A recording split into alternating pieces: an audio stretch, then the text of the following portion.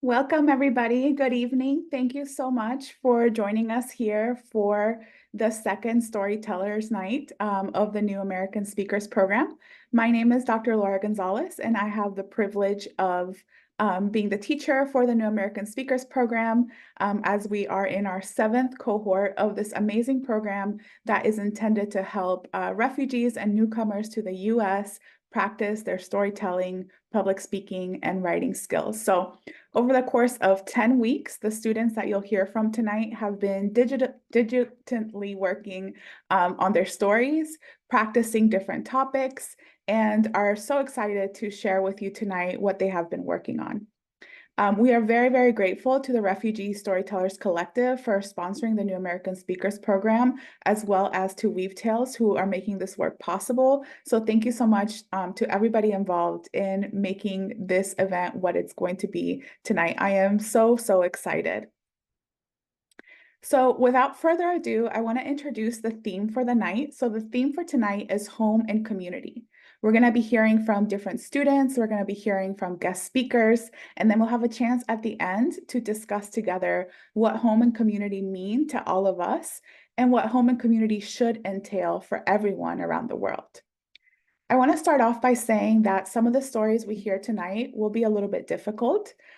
It's not always a happy time when we're sharing stories of difficult processes, especially during such a tense election season. And so I encourage you to take the time that you need, to take a breather, to take a pause as needed throughout the evening tonight. Of course, we will have lots of time to laugh and enjoy together as well. So without further ado, I want to introduce our first guest speaker. But I'm having a little trouble locating her in the chat. So Desange, if you are here, can you please send me a message in the chat so that I can identify you and move you to a speaker role? Just give me 1 second and I'll get this sorted.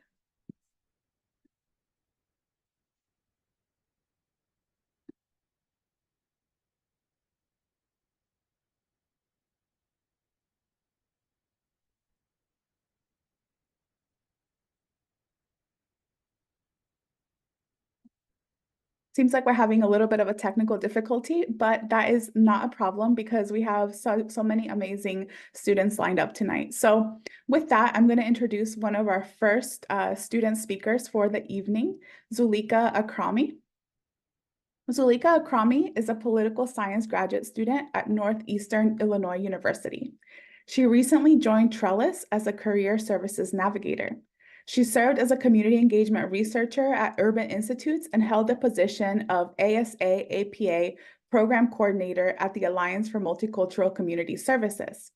Zulikha has contributed publishing opinion pieces in various national and international platforms in both English and Farsi. Her articles primarily center around women, education, and security, with specific focus on Afghanistan and the wider region.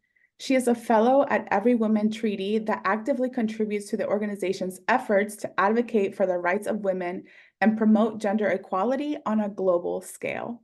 I will say that Zulikha is such a talented speaker. Throughout the semester, she does an amazing job of weaving together her passionate experiences with incredible historical and political facts. So I know that you'll be enjoying Zulikha's story. Thank you so much, Zulikha.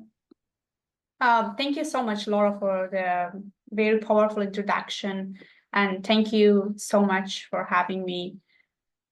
I don't know where to start, but let me start.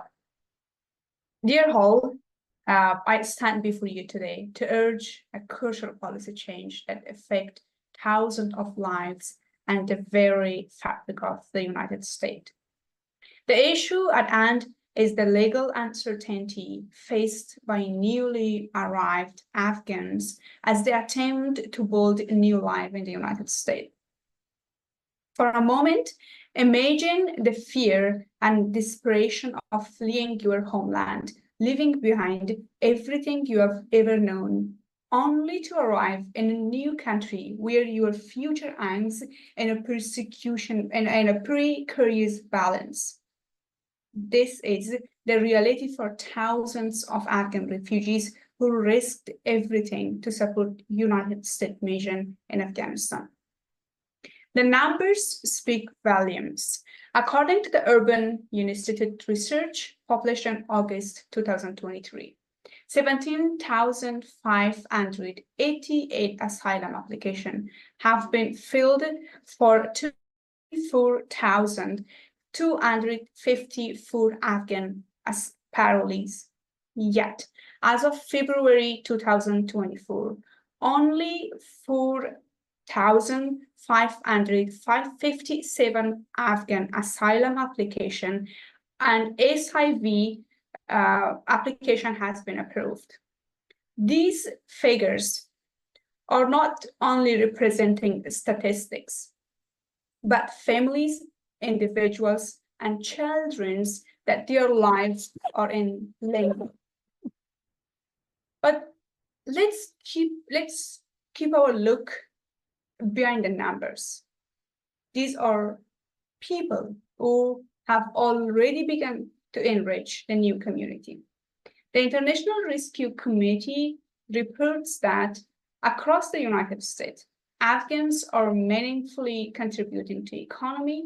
They are joining workforce, starting businesses, employing their neighbors, and becoming proactive member of their families. They are not just seeking refuge. They are building a future for themselves and for the United States, but providing them the permanent protection and a path for citizenship. United States send a powerful message to the world, which demonstrates that the US keeps its promises and remain commitment to international protection.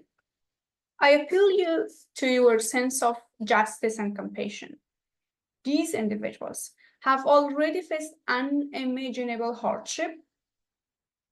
Must they now face years of uncertainty, unable to fully integrate into the society that they are already contributing to? Can you, in a good conscience, leave them in the state of limbo? Let's not forget that Congress has passed similar status adjustment legislation in the past. The future of these Afghan families should not be held hostage by bipartisan politics. You made a bipartisan commitment to support Afghans fleeing persecution. Passing the Afghan Adjustment Act would honor that commitment and uphold the values of United States as a nation of immigrants. In conclusion, I implore you to action. Support the passage of Afghan Adjustment Act. Let's provide certainty where there is uncertainty. Let's provide stability where there is instability. And let's provide hope where there is despair. And let's make new community a safe place and a home for Afghan refugees. By doing so, United States not only fulfill its moral obligation, but also strengthen the nation with the diverse skills, expertise, and perspectives that these new Americans bring. Thank you.